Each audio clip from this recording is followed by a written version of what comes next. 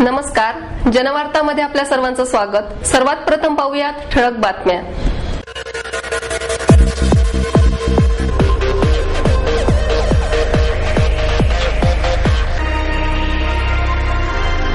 राजमाता जिजाऊंचा James लेनने केलेल्या अपमानाचा निषेध म्हणून जनतेच्या वतीने त्यांची माफी मागण्यात येणार, ज्येष्ठ समाजसेवक बाबा आढाव यांची घोषणा. आजचे संगीत हे व्यावसायिक संगीत असल्यामुळे ही गोष्ट येणाऱ्या पिढीसाठी अत्यंत चांगली बाब आहे, ज्येष्ठ संगीतकार यशवंत देव यांचे मत. कुठल्याही प्रकारच्या प्रसिद्धीसाठी साहित्यिकांनी लाचार होऊ नये, ज्येष्ठ नाटककार रत्नाकर मतकरी यांचं प्रतिपादन. व्यंगावर मात करण्यासाठी मूकबधिरांना दिले जाते कराटेचे प्रशिक्षण, जनवार्ताचा विशेष वृत्तांत. डॉक्टर विनायक सेन वरील खोटे आरोप मागे घेऊन त्यांची त्वरित सुटका करा, विविध संघटनेच्या वतीने मागणी. आणि 11 कोटी सूर्यनमस्कार संकल्पाची 12 जानेवारीला पूर्णाहुती होणार, महाविद्यालयाचे प्राचार्य डॉक्टर दिलीप शेठ आणि राघव अष्टेकर यांची माहिती.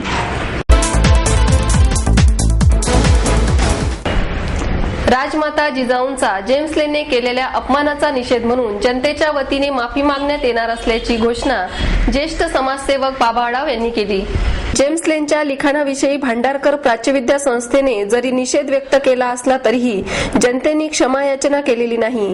राजमाता जिजाऊंचा जेम्स लेनने अपमान केला आहे, त्याचा निषेध म्हणून राजमाता जिजाऊंची जनतेच्या वतीने माफी मागण्यात येणार आहे. त्यासाठी सावित्रीबाई फुले यांचा जन्मदिवस हा निश्चित करण्यात आलेला आहे. या दिवशी भिडेवाड्यापासून लाल महालापर्यंत जिजाऊंची माफी मागण्यासाठी राष्ट्रीय एकात्मता समितीच्या वतीने महिला मोठ्या संख्येने जाणार आहेत, असे ज्येष्ठ समाजसेवक बाबा आढाव यांनी पत्रकार परिषदेत सांगितले. जेम्स लेनने जिजाऊंच्या मातृत्वाचा अपमान केला आहे, त्यामुळे राष्ट्रीय एकात्मता समितीच्या वतीने जिजाऊंची माफी मागण्याचे आयोजन करण्यात आले आहे. यावेळी विविध सामाजिक क्षेत्रात कार्यरत असलेल्या महिला व तरुणी मोठ्या संख्येने उपस्थित राहणार आहेत. जेम्स लेनने भांडारकर संस्थेतून माहिती घेऊन पुस्तक लिहिले आहे, त्यामुळे भांडारकर संस्थेनेही जिजाऊंची जाहीर माफी मागावी, असे समितीचे म्हणणे आहे. सावित्रीबाई फुले यांनी मुलींची पहिली शाळा पुण्यात भिडेवाड्यात सुरू केली. या जागेस राष्ट्रीय स्मारक म्हणून घोषित करून सुद्धा अद्याप त्यांची अंमलबजावणी झालेली नाही. या घटनेचे स्मरण म्हणून भिडेवाड्यात 3 जानेवारीला सावित्रीबाईच्या प्रतिमेस पुष्पहार अर्पण करून दुपारी 3 वाजता महिलांचा हा समूह लाल महालाकडे जिजाऊंची माफी मागायला जाणार आहे, असेही डॉक्टर बाबा आढाव यांनी सांगितले. आजचे संगीत हे व्यावसायिक संगीत असून ही गोष्ट येणाऱ्या पिढीसाठी अत्यंत चांगली बाब आहे, असे मत ज्येष्ठ संगीतकार यशवंत देव यांनी व्यक्त केले. MIT विश्वशांती केंद्र आळंदी येथे सांस्कृतिक संध्या या कार्यक्रमाचे उद्घाटन ज्येष्ठ संगीतकार यशवंत देव यांच्या हस्ते करण्यात आले. यावेळी डॉक्टर विश्वनाथ कराड, ज्येष्ठ कीर्तनकार मंजुश्री खाडीलकर, नागपूर विद्यापीठाचे माजी कुलगुरू SN पठाण, ज्येष्ठ विचारवंत सतीश शास्त्री आदी मान्यवर उपस्थित होते. पुढे बोलताना यशवंत देव म्हणाले, सर्व संतांनी वर्तमान सांभाळला म्हणून ते मोठे होऊ शकले. वर्तमानातच शांती आहे. आवाज निर्माण करण्यासाठी शांती आवश्यक आहे. आजची संध्याकाळ मनोरंजनासाठी नसून मनोभंजनासाठी आहे, असेही ते म्हणाले. यावेळी त्यांनी जीवनात शांती हवी तर ध्यान करा, कुणी राम म्हणा कुणी रहीम म्हणा, अशी गीते सादर केली. यावेळी ज्येष्ठ कीर्तनकार मंजुश्री खाडीलकर यांनी अभंग व गवळणी सादर केली. कुणी राम म्हणा कुणी रहीम म्हणा, या देवत्वाच्या 2 खुणा. मस्तक आपुले झुकेल जेथे, उभा प्रेममय असेल तेथे. ईश्वराकडे जाऊन त्याच्या चरणी जाण्याची आवश्यकता नाही. अहंकार सोडून कोणाच्याही पाया पडायची तुमची हिंमत पाहिजे, तिथे तो आहे. थोडक्यात पहिल्यांदा त्या यज्ञकुंडात जाऊन पहिल्यांदा आहुती कशाची द्यायची असेल तर ती आपल्या अहंकाराची द्यायला पाहिजे. बाकी सगळे तूप बी मिळेल न मिळेल, नसलं तरी अहंकार आहे ना, तो देऊन टाका ना तुम्ही. आपुले झुकेल जेथे, मस्तक आपुले झुकेल जेथे, उभा प्रेममय असेल तेथे.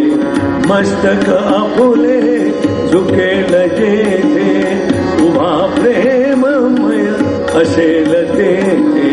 दीपाहून आवडे तयाला, दीपाहून आवडे तयाला, प्राणांची वंदना, प्राणांची वंदना.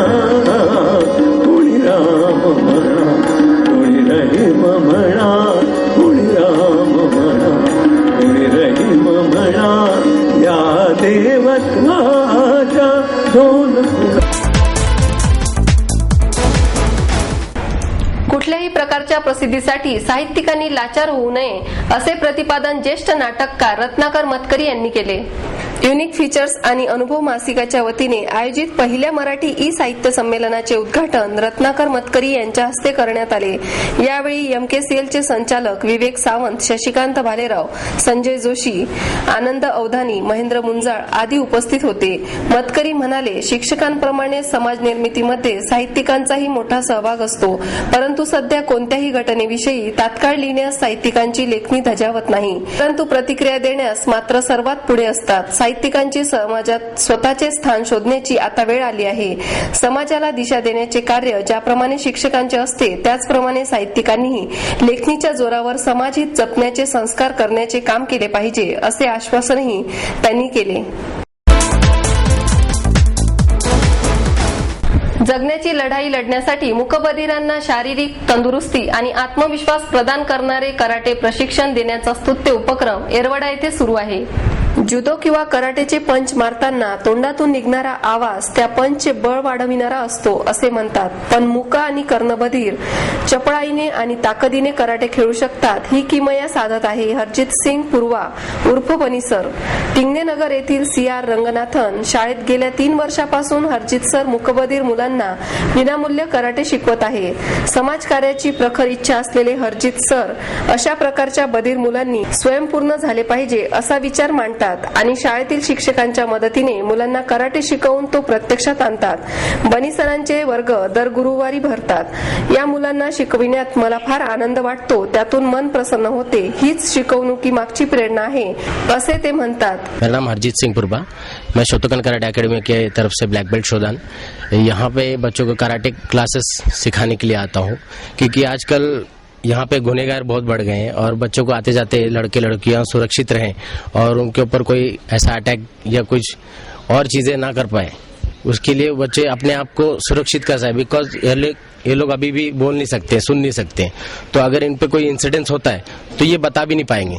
तो ये इंसिडेंस होना ही नहीं चाहिए. इसीलिए मैं बच्चों को ज़्यादा से ज़्यादा ट्रेन करके उनको अपने पैरों पे खड़ा करना चाहता हूँ कि वो किसी के ऊपर डिपेंड न रहे, अपना इंडिपेंडेंट बने और वो हर एक जवाब देने के लिए काबिल बने. तसेच त्यांच्या स्पर्धेचे शुल्कही स्वतः भरतात, परंतु मदतीचा हात न मिळाल्याने खंतही त्यांनी व्यक्त केली. आपली मुले इतरांपेक्षा वेगळी असली तरी इतरांच्या बरोबरीने कराटेचे प्रशिक्षण घेत असताना पाहून पालकांनाही आनंद झाला. शाळेतील इतर शिक्षकांसह मुख्याध्यापक महेश कांबळे यांचाही संपूर्ण पाठिंबा आहे. मुलांचा स्पर्धांमधील सहभाग स्तुत्य आहे. इंटर दोजो जिल्हास्तरीय स्पर्धा, राज्यस्तरीय स्पर्धातही यश मिळविले आहे. तसेच रेश्मा शेगर या मुलीने इंटर दोजो या स्पर्धेत बाजी मारली. या उपक्रमास कोणी पुढे येऊन मदत केल्यास आणखी मोठ्या प्रमाणावर हा उपक्रम राबविण्यात यश मिळू शकते असेही त्यांनी आवर्जून सांगितले. यावेळी हरजित सरांनी सर्व मुलांना येलो बेल्टचे वाटपही केले. मी महेश कांबळे, CR रंगनाथन निवासी कर्णबधिर विद्यालय या ठिकाणी मुख्याध्यापक म्हणून कार्यरत आहे. आमच्या निवासी कर्णबधिर विद्यालयातील विद्यार्थ्यांसाठी माननीय वन्नी सर हे कराटेचं प्रशिक्षण मुलांना देतात आणि कराटेचं प्रशिक्षण देत असताना ते कुठल्याही प्रकारचं फी आकारत नाही किंवा कुठल्याही प्रकारचं त्यांनी मुलांकडून कोणत्याही प्रकारची मदत घेतली नाही. ते सर्व स्वतःहूनच करतात. ते एक सेवाभावी काम म्हणून त्यांनी आजपर्यंत काम केलेलं आहे. गेली 5 ते 7 वर्षापासून ते या कर्णबधिर मुलांना कराटे शिकवतात. हे करत असताना ते विद्यार्थ्यांना सर्वसामान्य मुलांबरोबर वेगवेगळ्या स्पर्धांमध्ये भाग घेण्यासाठी देखील प्रवृत्त करतात आणि त्यासाठी फी देखील तेच त्याची व्यवस्था करतात. आम्हाला शाळेला कुठल्याही प्रकारची त्यांनी कधीच त्रास दिलेला नाही. त्या फीची व्यवस्था देखील ते करतात. अशा स्पर्धा घेत असताना आमच्या शाळेतील कुमारी रेश्मा शेगर हिला सर्वसामान्य मुलांमध्ये पहिल्या क्रमांकाचं बक्षीस मिळालं, तेच एक उल्लेखनीय बाब आहे. डॉक्टर विनायक सेन यांच्यावरील आरोप मागे घेऊन त्यांची त्वरित सुटका करावी अशी मागणी विविध संघटनेच्या वतीने करण्यात आली. डॉक्टर विनायक सेन या गांधीवादी मार्गाने आदिवासींच्या सेवेसाठी जीवन समर्पित करणाऱ्या आणि मानव अधिकारांसाठी लढणाऱ्या कार्यकर्त्याला खोट्या आरोपाखाली राजद्रोहाची शिक्षा ठोठावण्यात आली आहे. याच्या निषेधार्थ आंबेडकर पुतळा पुणे रेल्वे स्टेशन येथे मोर्चा नेण्यात आला. तसेच भाई वैद्य यांच्या अध्यक्षतेखाली पुणे जिल्हाधिकारी कार्यालयासमोर सभा घेण्यात आली. सेन हे नक्षलवादी समर्थक आहे हा पूर्णतः खोटा आरोप त्यांच्यावर लावण्यात आलेला आहे. जगभरातून अनेकांनी त्यांच्या मानवतावादी वैद्यकीय सेवेचे आणि मानव अधिकारांच्या कार्याचे समर्थन केले आहे. त्यांनी केलेल्या संघर्षाच्या सूडबुद्धीतूनच त्यांना अनेक खटल्यात गोवण्यात आले आहे. लोकशाही गांधीवादी मार्गाने काम करणाऱ्या जनतेच्या अशा सच्च्या सेवकाला राजद्रोहाची शिक्षा होणे हा भारतीय लोकशाहीवरचा हल्ला आहे. त्यांच्यावरील खोटे आरोप मागे घेऊन त्यांची त्वरित सुटका करावी अशी मागणी या सभेत करण्यात आली.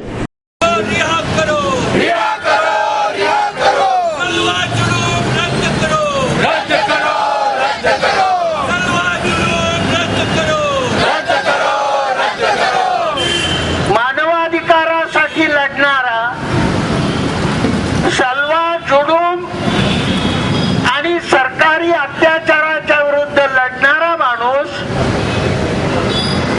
त्यासाठी नागरी स्वातंत्र्याचा आग्रह धरणारा माणूस हा आज राष्ट्रद्रोही ठरला. याच्यासारखी न्यायाची दुसरी विटंबना नाही. Doctor Amartya Sen, Noam Chomsky यांच्यासारख्यांनीही जागतिक पातळीवर त्याच्या विरोधात आवाज उठवावा. ही काही सामान्य गोष्ट नाही. याचा अर्थ असा आहे की जगभर जे मानवाधिकाराचे पुरस्कर्ते आहेत त्यांच्या दृष्टीने भारतामध्ये मानवाधिकाराची पायमल्ली झाली आहे आणि भारताच्या नावलौकिकाला फार मोठा डाग पडलेला आहे. 11 कोटी सूर्यनमस्कार संकल्पाची 12 जानेवारीला पूर्णाहुती होणार असल्याची माहिती प्राचार्य डॉक्टर दिलीप शेठ यांनी दिली. शिक्षण प्रसारक मंडळीचे सर, परशुराम भाऊ महाविद्यालय, इंटिग्रेटेड माइंड मुवमेंट, गीता परिवार आणि क्रीडा भारती यांच्या संयुक्त विद्यमाने आयोजित करण्यात आलेल्या 11 कोटी सूर्यनमस्कार संकल्पाची पूर्णाहुती आंतरराष्ट्रीय स्तरावरील योग आणि शारीरिक शिक्षण परिषदेमध्ये म्हणजेच 12 जानेवारी रोजी होणार असल्याची माहिती महाविद्यालयाचे प्राचार्य डॉक्टर दिलीप शेठ आणि राघव अष्टेकर यांनी पत्रकार परिषदेत दिली. सप महाविद्यालयाच्या शतक महोत्सवी वाटचालीनिमित्त आंतरराष्ट्रीय स्तरावरील योग आणि शारीरिक शिक्षण परिषद जानेवारी महिन्याच्या 11 ते 13 दरम्यान आयोजित करण्यात आली आहे. या परिषदेच्या निमित्ताने करण्यात आलेल्या 11 कोटी सांघिक सूर्य नमस्कार संकल्प दिनांक 12 जुलै रोजी स्वामी गोविंद देवगिरी यांच्या आशीर्वादाने सुरुवात करण्यात आली होती. आतापर्यंत गेल्या 5 महिन्यामध्ये 9 कोटी 9,13,865 सूर्यनमस्कार घालण्यात आले होते. या आंतरराष्ट्रीय परिषदेची आणि 11 कोटी सूर्यनमस्काराच्या संकल्प पूर्तीची माहिती सर्वांपर्यंत पोहोचावी यासाठी आणि सूर्यनमस्काराचा प्रचार प्रसार आणि विकासासाठी www.icype.com या संकेतस्थळाची निर्मिती करण्यात आली. ही परिषद दिनांक 11 ते 13 जानेवारी दरम्यान चालणार असून doctor Raghunath Shevgaonkar, Padmashri doctor BKS Iyengar, Swami Chaturvediji, Swami Govind Devgiriji, Shri P Gopichand, doctor Bhishmaraj Vam, doctor Samprasad Vinod, doctor Nayana Nimkar, doctor Nitin Unkul आणि डॉक्टर SN नवलगुणकर हे प्रमुख वक्ते म्हणून उपस्थित राहणार आहेत. या संकल्पाची पूर्णाहुती बुधवारी दिनांक 12 जानेवारी रोजी 30,000 विद्यार्थ्यांच्या प्रातिनिधिक उपस्थितीमध्ये सकाळी 7:30 वाजता सप महाविद्यालयाच्या 8 एकर मैदानावर होणार आहे.